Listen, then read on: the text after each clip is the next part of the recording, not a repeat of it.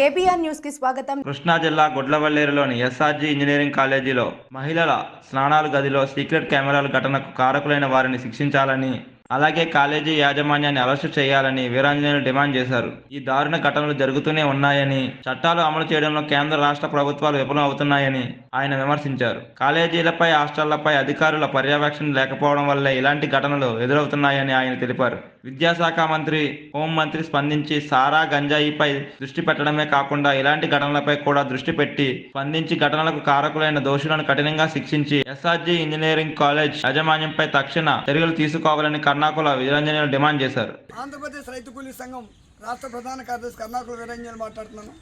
ప్రధానంగా వైఎస్ఆర్ ప్రభుత్వం వచ్చినప్పుడు రాష్ట్ర వ్యాప్తంగా అరాచకాలు జరిగి కొత్త ప్రభుత్వం వచ్చింది. తెలుగుదేశం, బీజేపీ, పవన్ కళ్యాణ్ గారు ముగ్గురు కలిసి 3 పార్టీలతో వచ్చిన తర్వాత ఈ రాష్ట్రంలో అమ్మాయిలకి రక్షణ లేకుండా పోయింది. ప్రధానంగా ముఖ్యమంత్రి గారు అబ్బాయే మంత్రి గారు కాలేజీలు అన్నింటికీ కూడా.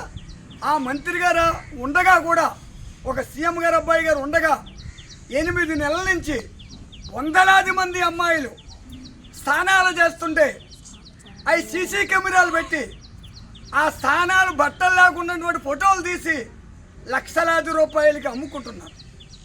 మరి ప్రభుత్వం ఏం చేస్తూ ఉంది?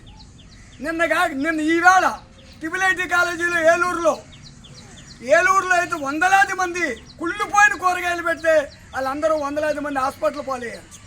అలాగే అల్లూరు సీతారామరాజు జిల్లా మలేరియా, టైఫాయిడ్తో చదువుకునే పిల్లలకు రక్షణ లేకుండా పోయి హాస్పిటల్ పాలైపోతాం.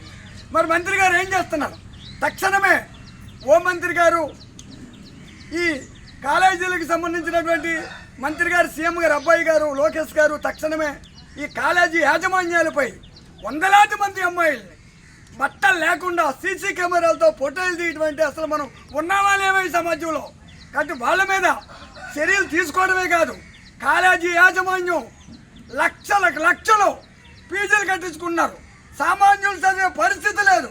అసలు రాష్ట్ర వ్యాప్తంగా ఉన్నటువంటి కాలేజీ యాజమాన్యంపై చర్యలు తీసుకోవాలి. ఇలాంటి ఘటనలు జరగకుండా దానికి ఒక కమిటీ వేయాలి.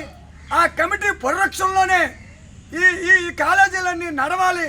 లేని పక్షంలో ఆడపిల్లలకు రక్షణ లేదంటే, నిన్నగాక మొన్న వెస్ట్ బెంగాల్లో ఒక డాక్టర్ని, ఆడపిల్లని 20 మంది రేప్ చేసి చంపేసి కొన ఊపిరిలో ఉండగా 20 మంది రేప్ చేశారంటే ఇవాళ దేశం ఎక్కడికి వెళ్తుంది? అందుకే నేను ఏమంటానంటే, ఈ కృష్ణా జిల్లాలో జరిగినటువంటి ఇంజనీరింగ్ కాలేజీ ఘటనే కాదు, ట్రిపుల్ కుళ్ళిపోయిన కూరగాయలే కాదు, దీని మీద మంత్రి గారు తక్షణమే స్పందించి కాలేజీలన్నీ తిరిగి అసలు ఏం జరుగుతుంది, ఏం జరగట్లేదు కమిటీ వేయాలని ఆంధ్రప్రదేశ్ రైతు కూలీ సంఘం డిమాండ్ చేస్తుంది.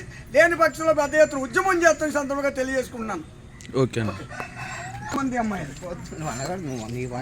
సరిపోద్ది అంటే నీ వాయిస్ వస్తలేదు. ఇవన్నీ చెప్తున్నాయి ఇలా చేసేది